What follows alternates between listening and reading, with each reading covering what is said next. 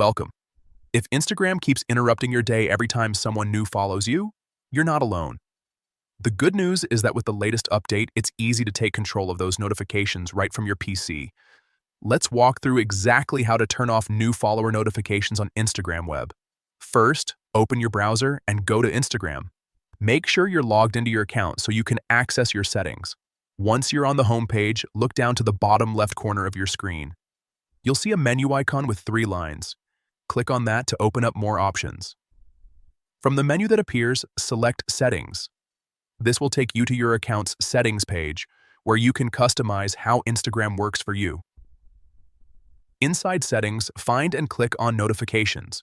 This section controls all the alerts you receive, whether it's likes, comments, messages, or new followers.